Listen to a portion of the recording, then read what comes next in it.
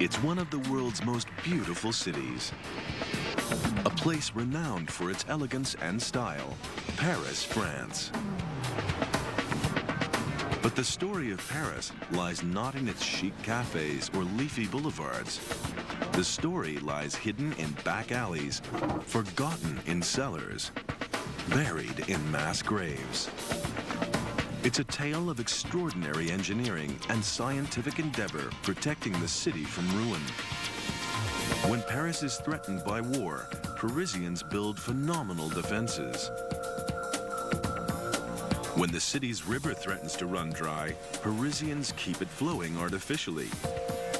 When the city is threatened by revolution, Parisians redesign every major street and square to make sure it cannot be repeated. Despite these threats, Paris has survived and prospered through the ages thanks to resourceful technology. Paris, built by people, kept alive by their ingenuity. We built this city.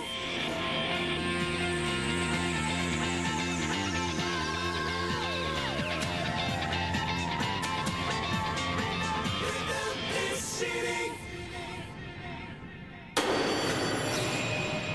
Paris, capital of France, situated in the heart of Europe. With its monuments, art galleries, and museums, it's become one of the world's most popular tourist destinations. But look again, Paris isn't all it seems.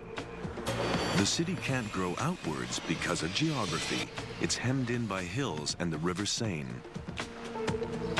The city can't grow upwards because of geology. Much of the bedrock beneath the streets is too fragile to support the weight of skyscrapers. The story of Paris is one of engineering and science, preserving a city where no city should be. Sometime in the 3rd century BC, the Parisi, a tribe of Celtic Gauls, built a defensive fortification on a natural barrier, an island on the River Seine. Their fortified village held off all invaders until 58 BC with the arrival of the Romans. The Romans called their new settlement Lutetia, meaning marshland. They transformed it into a typical Roman city, with bridges linking the island with both sides of the Seine. They expanded the Parisian village onto the river's left bank. It's still known today as the Latin Quarter. Florence Saragossa specializes in Roman history. The Romans were the first town planners of Paris because they knew how to exploit the natural layout of the land perfectly. The new settlement grew up the slopes of the left bank away from the river and the constant floods that inundated the area at that time. Soon, Roman Paris boasted all the features of their expansive empire, some remarkably well preserved to this day. Lutetia was a fairly small town in the Roman Empire, but it had all the typical architectural features of a Roman town, including baths. Roman Paris may have been small, but it was wealthy. 2,000 years ago, this is where their advanced technology was most evident with baths for the elite. Up to 500 people a day would come here to wash and do business. At the time, these walls were all covered with marble as ornate decoration for the baths. They were always very grand rooms. In the Roman Empire, public baths were important social places. People came, of course, to wash, but they also came to meet each other, to discuss things, or just pass the time. This building, which is fairly big after all, shows the wealth and opulence of the ancient Roman city. Although it was a regional outpost and not yet the capital, 6,000 people lived here. The Romans built roads, houses, and an arena and laid on spectacular entertainment. In what is today a suburban park in the heart of Roman Paris, archaeologists have found evidence that gladiators once fought for their lives against lions and bears, kept caged and hungry behind these bars. There was capacity for 15,000 excited spectators. But Roman Paris didn't last. In 481 AD, the town was captured by an invading Central European tribe, the Franks, the ancestors of the modern French. 600 years later, Paris has grown. With more bridges and roads, it had become an important trading center, making it more exposed to attack. The Vikings, even the English, all in turn posed a threat. Just before the 13th century, the king, Philippe Auguste, a visionary engineer, devised a simple solution to Paris's defense needs: a wall. Today, in backyards and alleys throughout Paris, traces of Philippe Auguste's landmark engineering project can still be found. The wall, with its 67 towers, was an ambitious project running all around the city, enclosing 675 acres.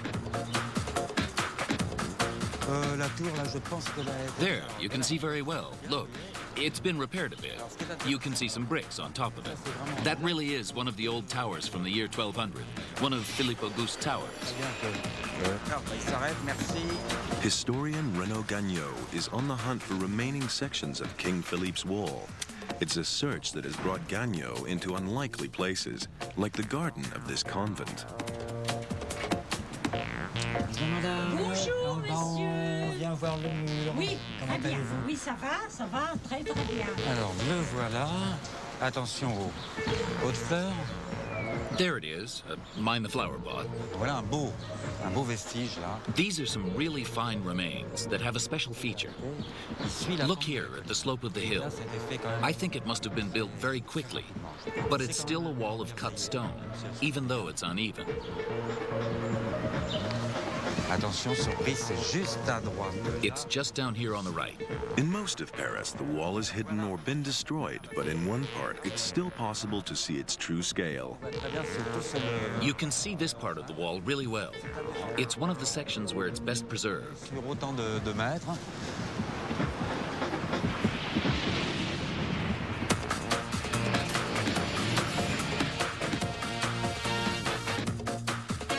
Laboriously built by hand using blocks of limestone, the wall is an impressive structure. It stands 32 feet high and 8 feet thick. Every 50 yards stands an imposing watchtower. As Gagnon explains, Philippe Auguste's wall was built to last. Imaginez-vous la façon dont on a construit le mur. You have to imagine the way they built the wall. They built a first wall of cut stone, like the stone we saw on the tower. Là, on fait un autre mur de pierre taillée. Then they built another wall of cut stone that was separate. Propre. Et puis, And then in the middle, they heaped up just about anything, like rubble, I suppose. In other words, rough stones, bricks, anything that came to hand. Tout ce qui tombe sous la main.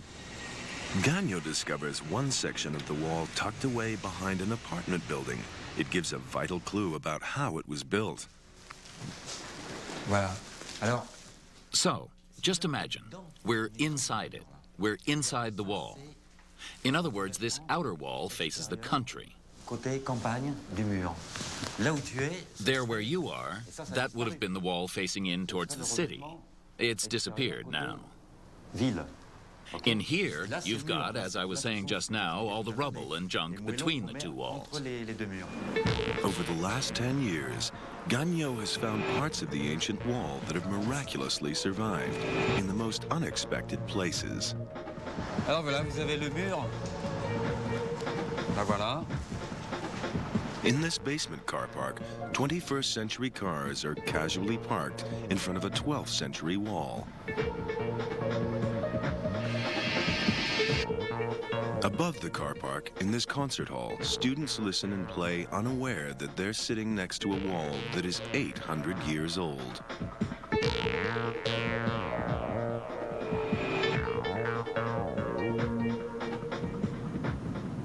His city secured by an impressive wall, Philippe Auguste then builds himself the ultimate fortress, a grand royal palace. Alors ici, évidemment, c'est le château des rois de France. So this obviously was the castle of the kings of France.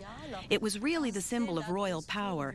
It's the great tower of the Louvre. It's the keep of the Louvre that even after its demolition remained an emblem in people's minds. dans les consciences. It's a stronghold. It's made of stone. It's impregnable. It's Paris, and it's the King of France. Et c'est le roi de France. Today, all that remains of his fortress is a small section preserved underneath the famous Louvre Museum. In its day, it was by far and away the biggest building in Paris, the final defense in Philippe Auguste's massive wall encircling Paris. The centerpiece of his fortress was a tower, 150 feet in circumference and reaching up 100 feet in height. When Philippe Auguste died in 1223, Paris covered more than 600 acres. Drawn by the protection of the wall, people flocked to the city. By the end of the 13th century, Paris was the biggest city in Western Europe. The 300,000 who lived safely inside its wall soon faced an enemy within: drought. The city's water supply struggled to cope. Enter an unlikely band of rescuers, a band of engineering monks.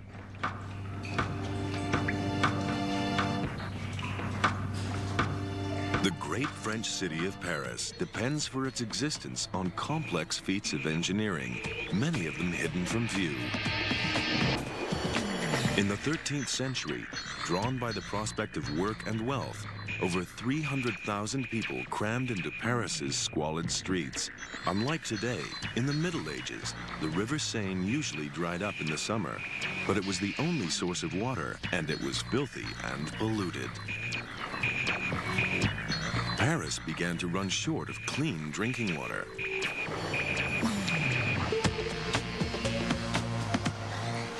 Tucked away behind these suburban apartments stands this unusual bell-shaped tower.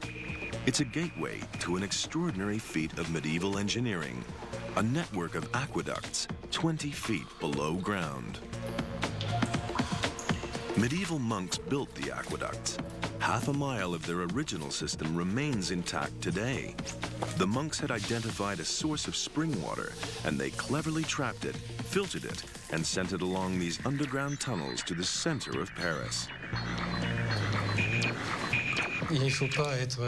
You can't suffer from claustrophobia if you want to come down here. Most of the people who are enthusiasts about these systems enjoy being below ground in quarries and catacombs, all these underground places. So claustrophobes, I suggest you keep away.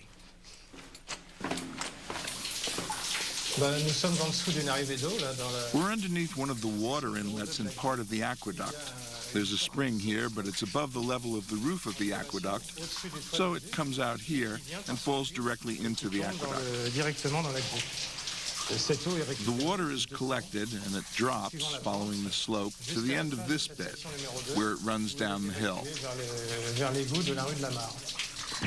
The aqueduct was powered by nature's oldest force, gravity. The water fell onto these steps, which put some air into it, and at the same time broke its flow before it was fed directly down into the aqueduct. At its peak, hundreds of thousands of gallons of water flowed down these aqueducts every day and into the fountains of central Paris. The surrounding streets still trace the sloping course of the medieval aqueduct. They even named the local cafe after it. It's called the Drains.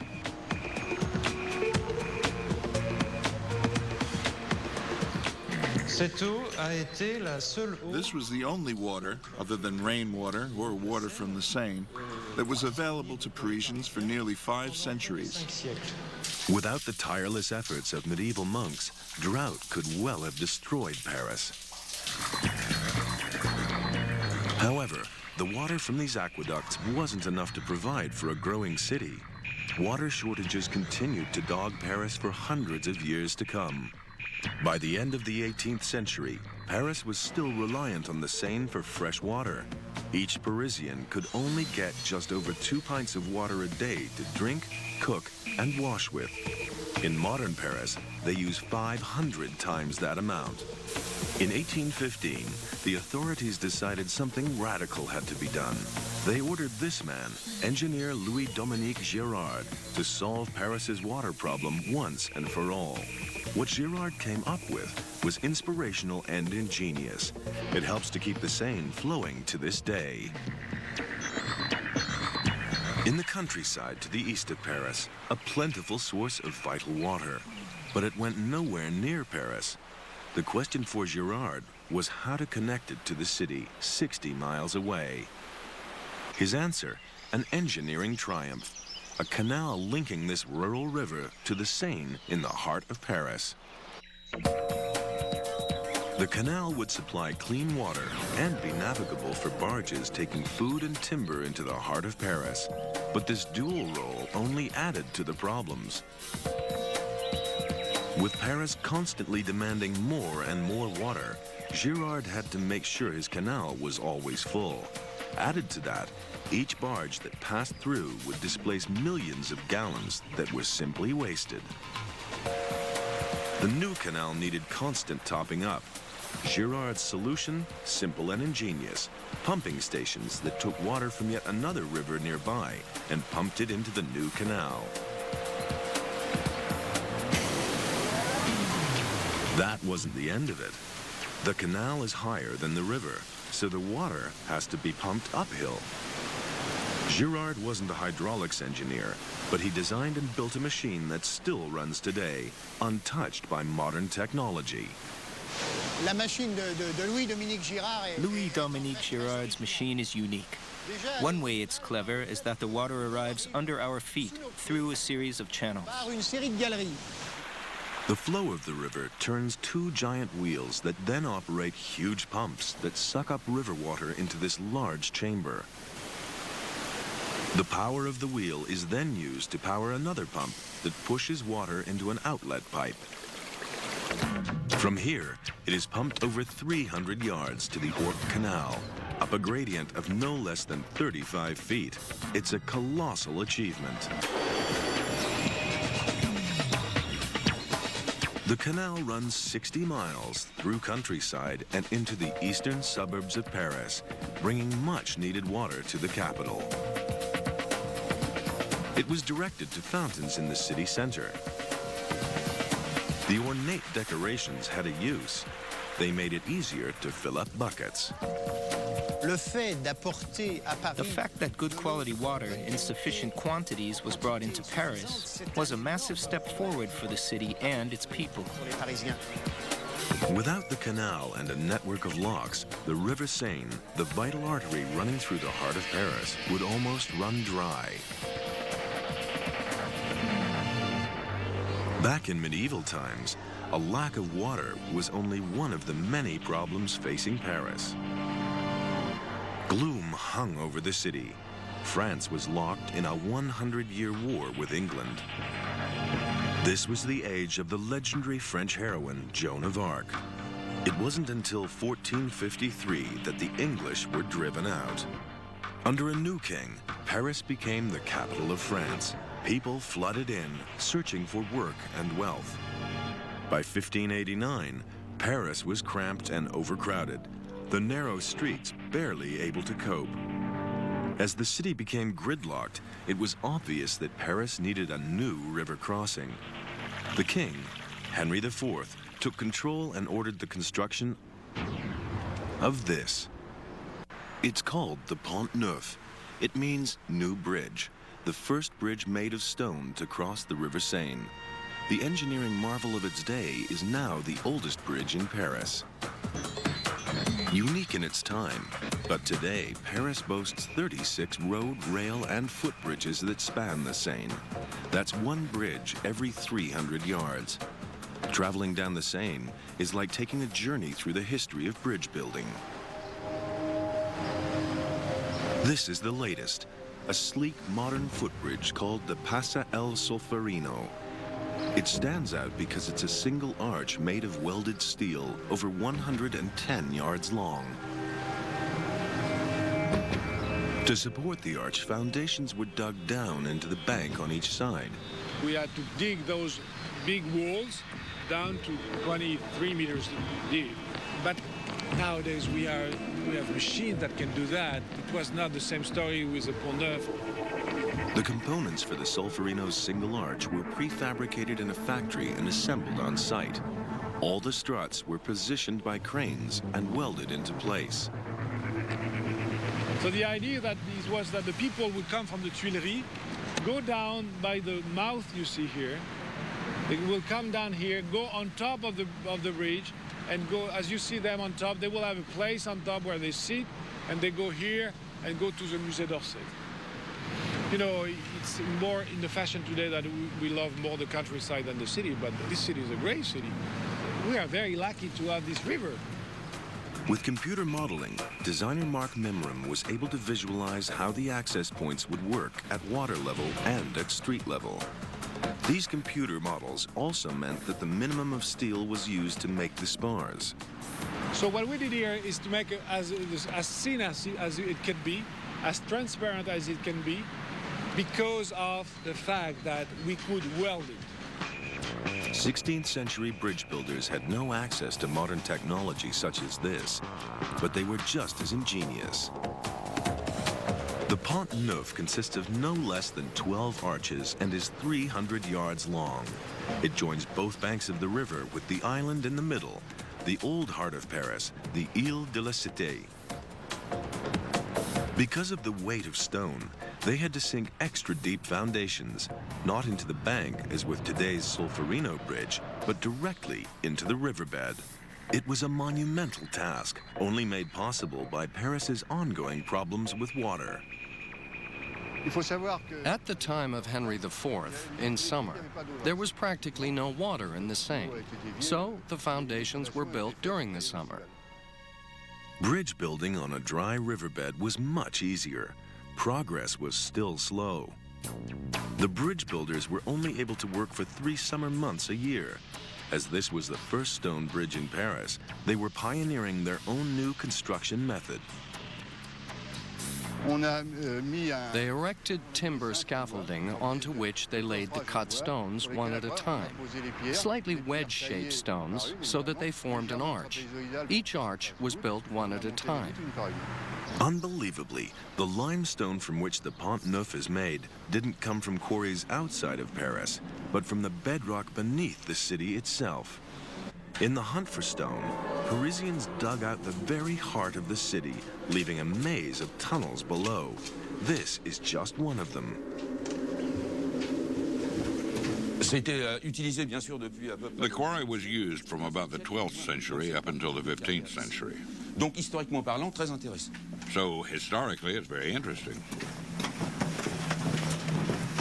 The quarries are up to 50 feet below ground. They reveal much about the ancient geology of the Paris Basin. It's coarse limestone in several high strips. We're in a site that is 46 million years old here.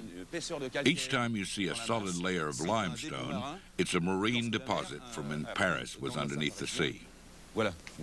You can see these deposits very clearly here. So the sea seeded and left a layer of rock. Because of its marine origin, limestone is hard-wearing and resistant to water. The bridge builders had a ready-made supply of the ideal stone for building the bridge. But it was back-breaking, dangerous work in the hot, cramped quarries below Paris. It was very dangerous. A lot of people were injured. A lot of people died. And that's why a local priest built a hospital to look after the quarry workers injured underground. How did the stones make it to the surface?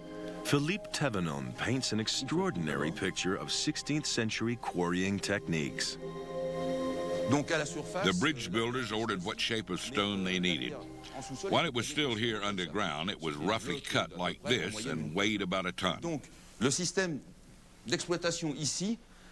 Digging out huge blocks of stone before the invention of power tools required strength and endurance. They cut along a fault line in the rock. They made a deep cut of about 10 to 15 feet deep. They often did it lying down. And then the rock was cut into on each side.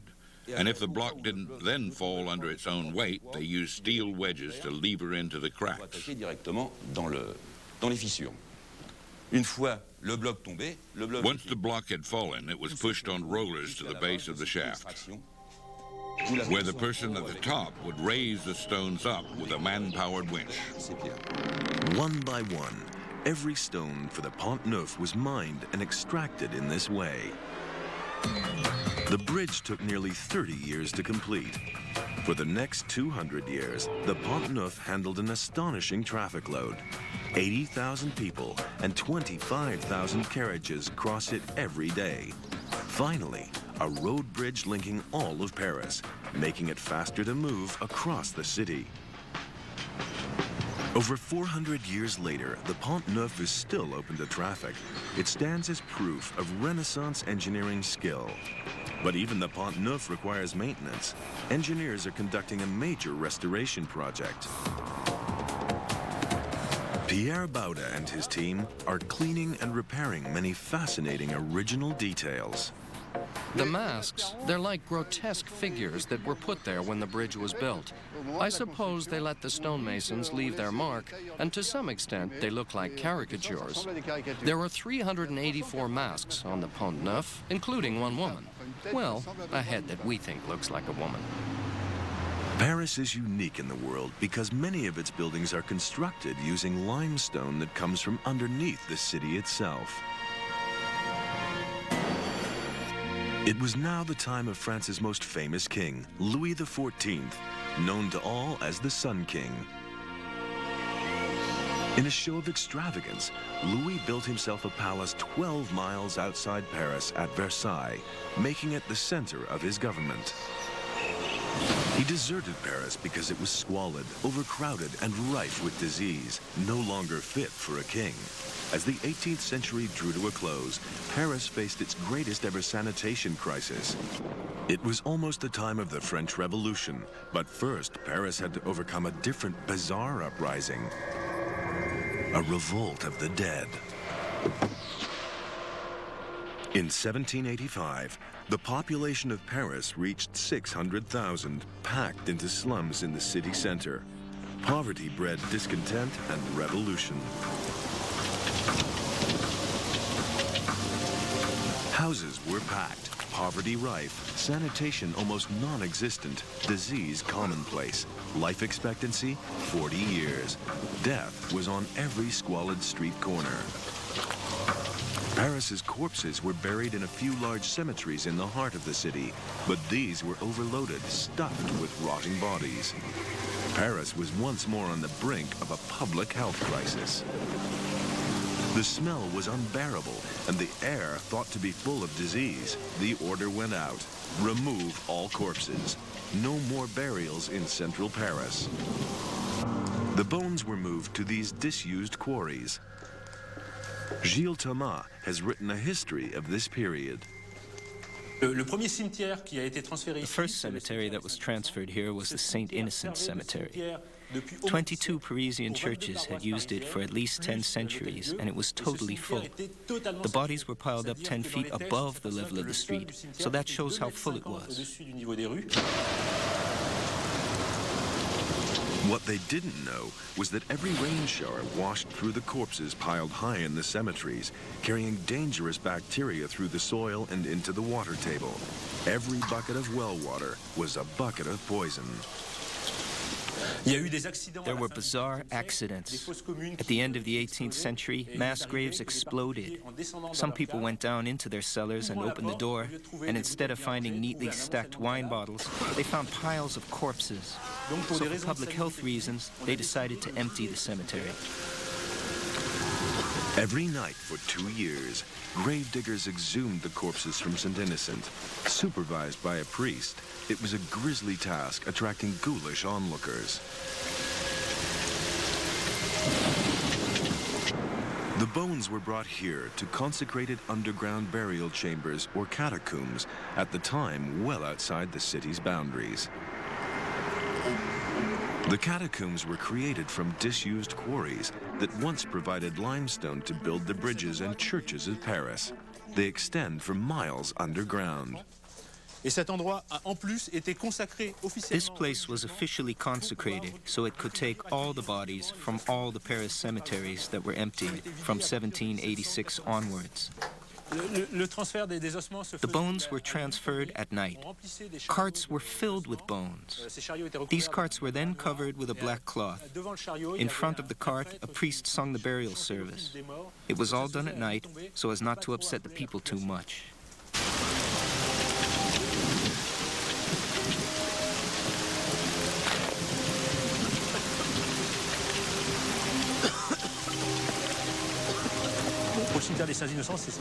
It's true that the Saint Innocent Cemetery took the longest time because it had been the main cemetery in Paris. They always had the same problem. The first bodies to be taken out were those that had been buried the most recently. They hadn't decomposed, so they had to be taken off to be stripped in line while they carried on removing the bodies buried below.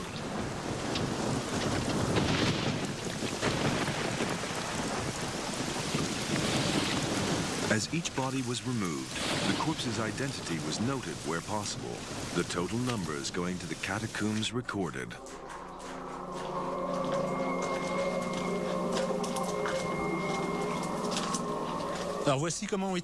So this is how the bones were laid out.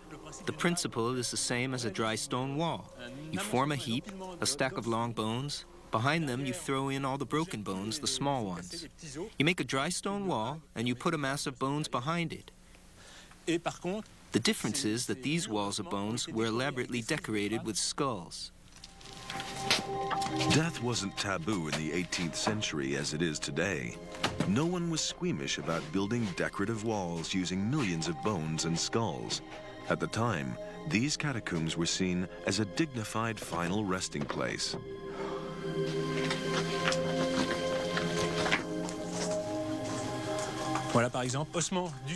Here you are, bones from the Saint Innocent Cemetery laid to rest in April 1786.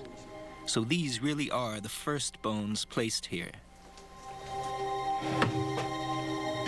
Eventually, all the cemeteries of central Paris were emptied.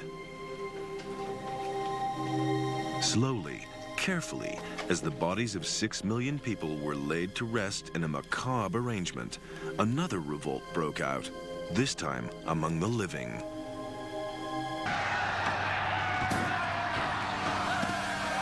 In 1789, at the start of the bloody French Revolution, the streets of Paris were in the grip of violent mobs.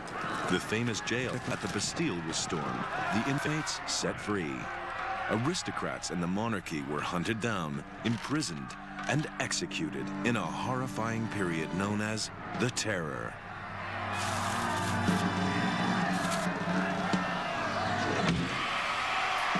In place of the king, France installed a republic, and in 1804, Napoleon Bonaparte crowned himself emperor. Napoleon made Paris grand enough to be the capital of his expanding empire. He built the Arc de Triomphe, the Triumphal Arch, in honor of his military conquests. But it is Bonaparte's nephew, Napoleon III, who is destined to have the greatest impact on modern Paris. By 1850, the population of Paris was 1 million. The city groaned under the weight of too many people in too small a space. Traffic was at a halt, trade static. Emperor Napoleon III, nephew of Napoleon Bonaparte, drafted a radical new plan to rebuild Paris, to build wide streets, improve traffic flow, and clear the slums that fostered unrest and violence. You had many winding streets, you had decaying houses, overcrowded houses, slums, also where the streets were not clean. It was really a city of the old times. Napoleon appointed Eugene Haussmann as the man to implement his plan. His assignment, to bring Paris up to date and make sure that revolution never happened again. Paris was a network of narrow streets, some with open sewers. There was no running water. At night, these streets were deserted, dark and squalid, everyone too terrified to venture out. Many of these streets were within feet of some of the city's most famous buildings. Just close to Notre Dame, we have the only remaining parts of what Paris looked like. Now here we see something which is characteristic of the narrowness of these streets. And this was the ordinary width of a street. This was exactly how the streets in old Paris looked like. These narrow streets were home to hundreds of thousands living in poverty. If Haussmann was to clear these filthy slums, he would have to deal with the people who lived there. Now, there is also a question. What happens with the people who are occupying these buildings? Where are they going? Haussmann thought, like a majority of the Parisian bourgeoisie, that if they could go to hell, it would be the best thing. Haussmann bought up the land, moved the slum dwellers to the outskirts, and then turned his attention to the constant gridlock that plagued the city's streets. With the arrival of new railways into Paris, his vision was to link all the main stations with wide boulevards so that traffic flowed faster. There was absolutely no link between any of these railway stations and the others. And this meant that going from one region of France to another region of France with the obligation to go through Paris meant an enormous effort and enormous difficulties just to come across Paris. This boulevard was built to link two of the main stations in the north of Paris to the city center. Wide and fast, it wasn't just an expressway. There was space for large sidewalks and trees. With this as his blueprint, Haussmann then carved more large boulevards running up and down and across the city. He built more roads radiating off the Arc de Triomphe, another grand Parisian landmark, and he widened the Champs-Élysées, the most famous boulevard in the world. By easing traffic congestion, Haussmann believed that both Paris and the economy would grow. Paris was a giant construction site. Slums were torn down and replaced by apartment buildings that conformed to Haussmann's specifications. The height of his buildings was exactly 66 feet. Haussmann was only interested in the facade, the look of the long boulevards with their newly built apartments. His concern was to give Paris a modern, uniform look.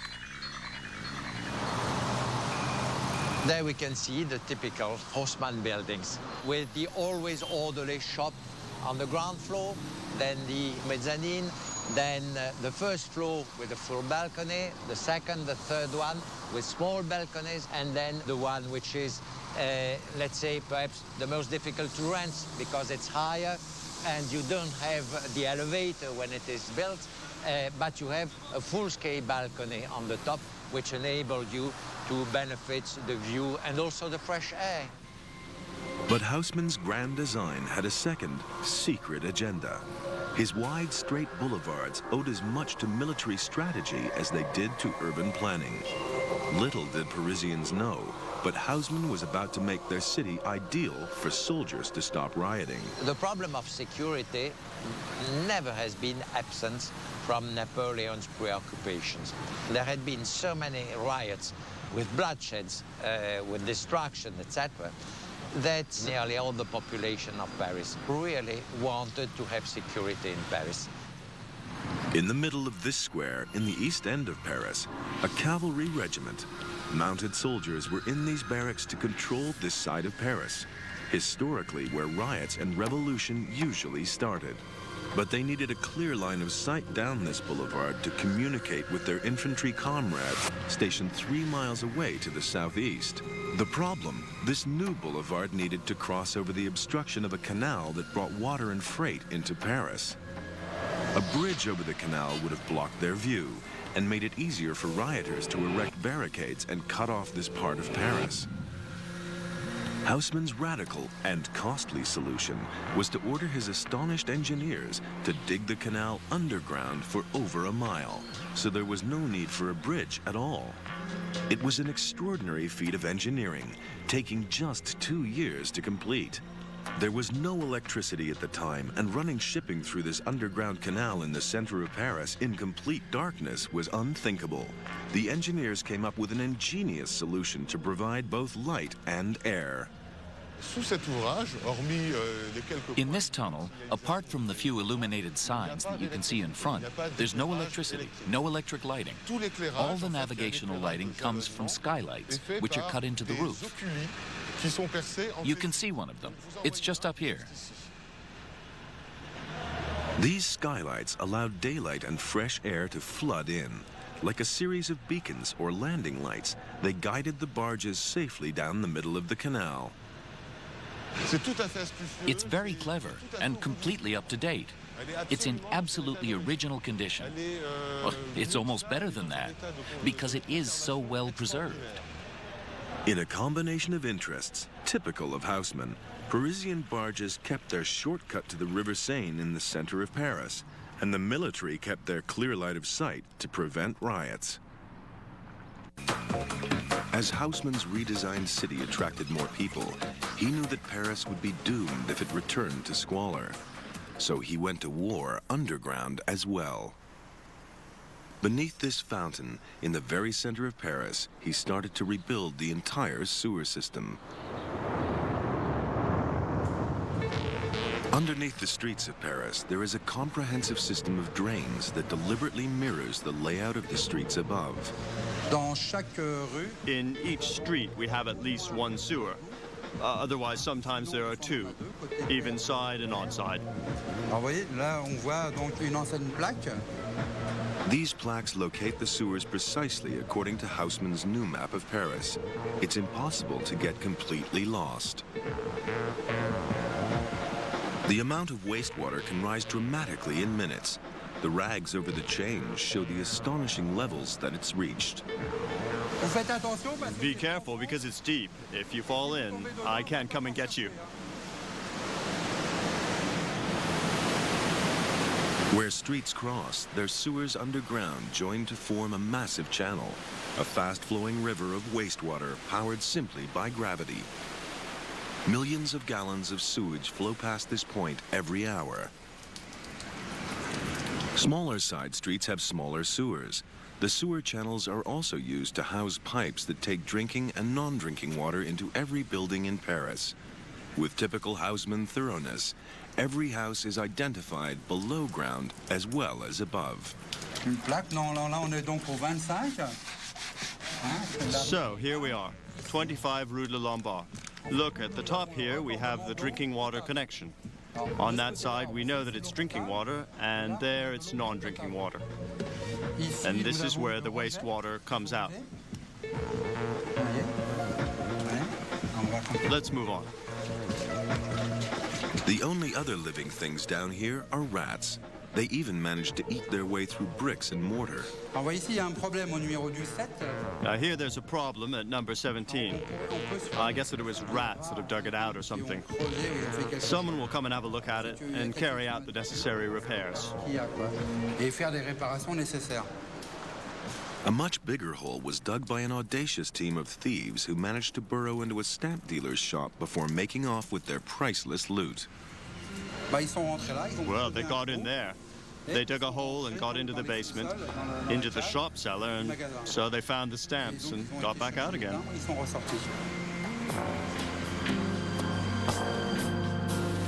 In less than 30 years, Haussmann dramatically redrew the map of Paris. His new boulevards linked all parts of the city for the first time. He expanded the city's boundaries into new communities to encourage more people to come to Paris. And he built parks, the first time that Parisians had communal areas simply for relaxation. However much Haussmann reshaped Paris, he didn't give the city its single greatest landmark. That distinction fell to engineer Gustave Eiffel. Built in 1889, the Eiffel Tower is the one building that truly identifies Paris. This unique film shows the first images of the finished Eiffel Tower taken in 1900. It is some of the earliest movie footage ever shot.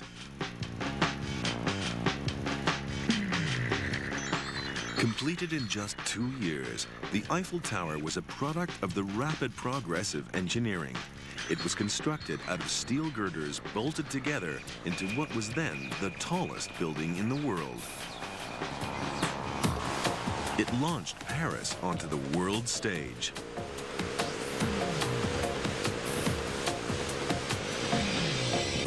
In a frenzy of construction, another bridge was built across the Seine using the same steel and bolt technology. The latest craze for this new super-strong material was combined with flamboyant decoration in a celebration of Paris's historic past.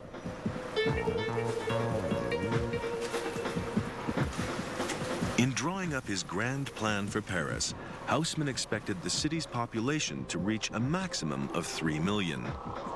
Little did he know that even in modern times, the growth of Paris would once again be threatened by war and invasion. In 1940, Paris suffered a final humiliation. The city was invaded once more. In a twist of fate, crack troops from Hitler's Nazi Germany marched down Haussmann's wide, straight boulevards and into the heart of Paris. During their 4-year occupation, they left the buildings largely untouched. But when the Germans withdrew in 1944, Hitler ordered that Paris be razed to the ground. The commander of the city refused to obey.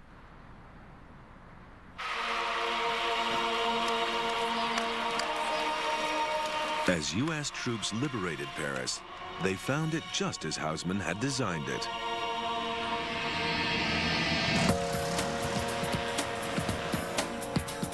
In the post-war years, Paris grew into a desirable and chic capital city once more. Below ground, there are now metro and high-speed commuter trains linking the capital with the suburbs. Above ground, the city looks almost frozen in time. Its streets and buildings a glorious reminder of the work of Eugene Haussmann. Until this. A 40-story skyscraper built in the heart of one of Paris's oldest districts in 1972. Called the Tour Montparnasse, it's Paris's brave attempt to embrace the 20th century. At the time it was built, everyone hated it. Probably because it's not a very good architecture, and certainly because it's not in the right place. And the problem is that because of this tower, it became absolutely forbidden to build another tower in France. Dislike of a single building brought the skyscraper dream to a dramatic end. If the rules change and Parisian planners want to build upwards, they'd find it difficult. Underneath the city are thousands of disused quarries that once supplied limestone for the buildings of Paris. Underground Paris has been likened to a block of Swiss cheese, so full of tunnels that the bedrock is too fragile to take the foundations needed for skyscrapers. So all of Paris's tall buildings are outside the city in an area called La Défense, an exclusive sanctuary reserved for modern architecture. In La Défense, Paris built everything it didn't want to see in the center. Very few dwellings and a lot of offices and commercial centers. Since the Second World War, successive French presidents have left their mark on Paris. They didn't build high, but opted for controversial. 30 years after it was opened, the Pompidou Center, with its elevators and air conditioning on the outside, is still the most talked about and visited building in Paris. The daring glass pyramid in the courtyard of the very regal Louvre Museum.